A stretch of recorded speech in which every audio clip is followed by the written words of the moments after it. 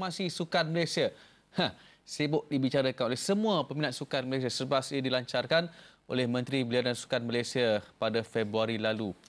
Ramai yang bertanya, bagaimanakah nanti agaknya sukan Malaysia selepas semuanya berjaya. Jadi kami bawakan di Cafe Sukan secara langsung, iaitu Naib Presiden dan juga ahli lembaga ASN, tapi kita nak bincangkan semuanya dalam Fokus minggu ini.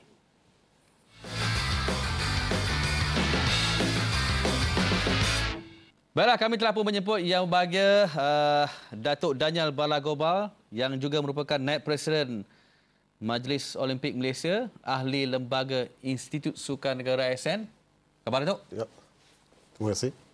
Baju Harimau Malaya. Memang. Selamanya Harimau Malaya. Okey, baik. Terima kasih Datuk kerana sudi bersama dengan kami di Cafe Sukan. Kita akan bincangkan tajuk yang berat malam ini. Jadi harapan rakyat Malaysia. Rizal, di sebelah itu adalah individu yang paling dinantilah sebenarnya untuk kita bicarakan mengenai transformasi sukan Malaysia. Kita ucapkan terima kasih kepada Datuk Dr. Ramlan Abdul Aziz, Ketua Pegawai Eksekutif Institut Sukan Negara kerana sudi datang ke KV Sukan untuk membincangkan topik yang tidaklah berat mana pun. Terima kasih. Tidak berat bagi Rizal, tapi pada Datuk kena hati-hati jawab Rizal soalan-soalannya biasalah. Buka khabar yang Okey, tak apa. Rizal bersama dengan Datuk Dr. Ramlan lah. Datuk Ramlan jaga sikit. Soalan nakal Rizal. Kita nak tanya dulu pada Datuk Daniel. Okey. Transformasi sukan Malaysia ini adalah merupakan satu permulaan untuk kita melihat kita akan lebih cemerlang. Plannya jangka panjang. Memang sangat lama untuk kita setengah sukan untuk kita melihat hasilnya. Untuk soalan pertama, apa komen daripada Datuk sendiri mengenai transformasi perancangan yang telah pun dilancarkan oleh Yang Berhormat Menteri Belia dan Sukan? Memang satu tindakan yang baik. Seperti yang kita telah bincang banyak kali, ini bukan satu cadangan yang baru.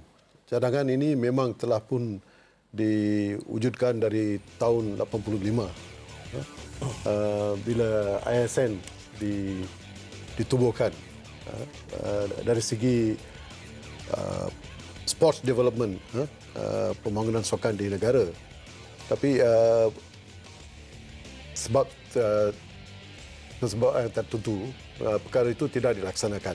Tapi sekarang bila YB Khairi ambil alih tugas, tindakan beliau untuk to take action.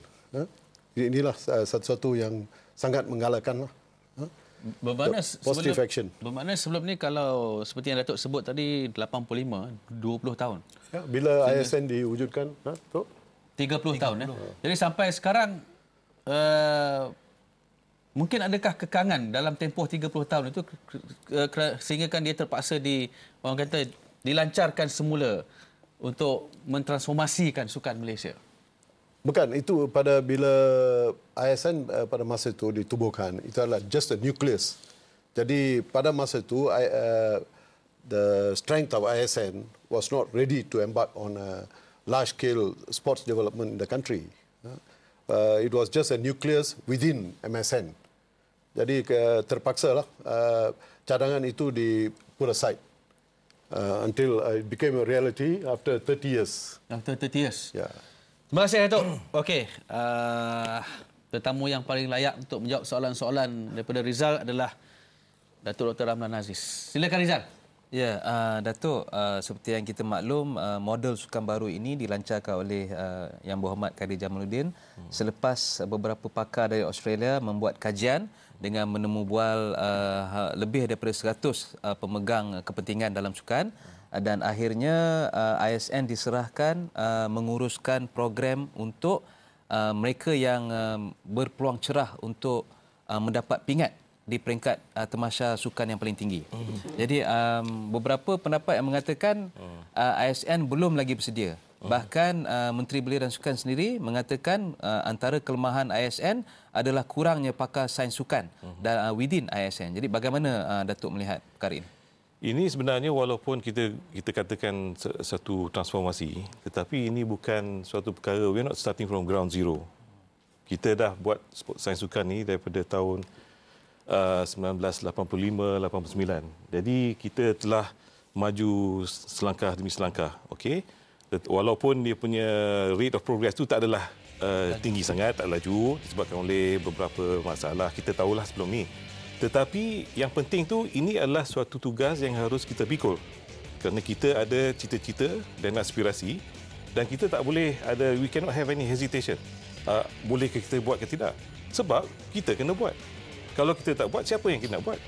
Oleh itu, ini adalah suatu langkah yang amat berani pada pihak yang berhormat menteri kerana sudah sampai masanya supaya kita ni ada suatu keyakinan dan suatu sense of mission bahawa ini adalah suatu perkara yang boleh melengkapkan evolution sains sukan di negara ini supaya dia dapat suatu peranan yang menjadi teras kepada prestasi atlet dan bukan sesuatu perkara sampingan saja.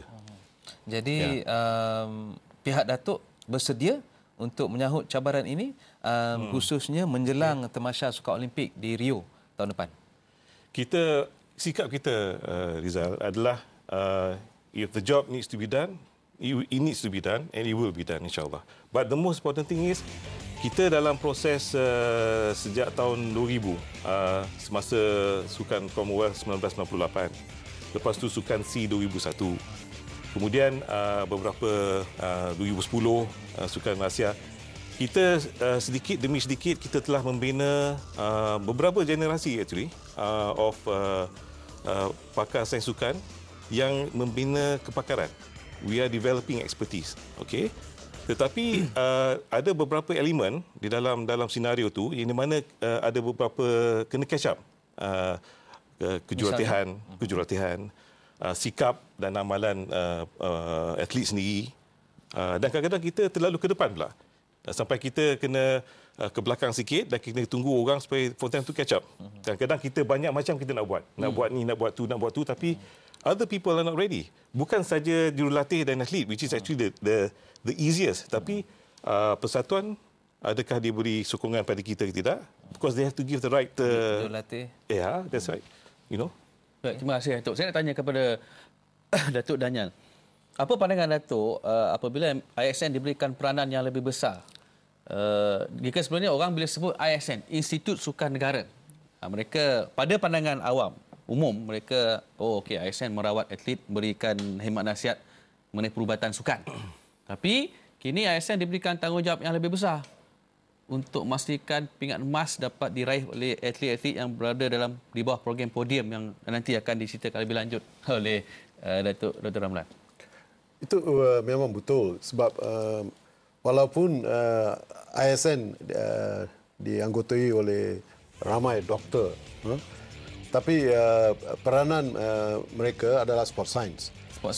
Sport science ini adalah satu-satu yang telah pun dikenal pasti di seluruh dunia tanpa menggunakan sport science pada atlet-atlet yang disiapkan untuk elite program to go beyond performance, breakthrough performance. Mereka perlu menyertai semua keperluan sport science. Kalau mereka tidak diberi peranan ataupun the input, sport science input, there is no way they can compete with the elite athletes of the world. Kerana sekarang semua atlet lebih kurang tarafnya lebih kurang sama dari segi skill. Mereka semua lebih kurang sama lah. Kalau kita tengok negara-negara ASEAN pun sudah begitu.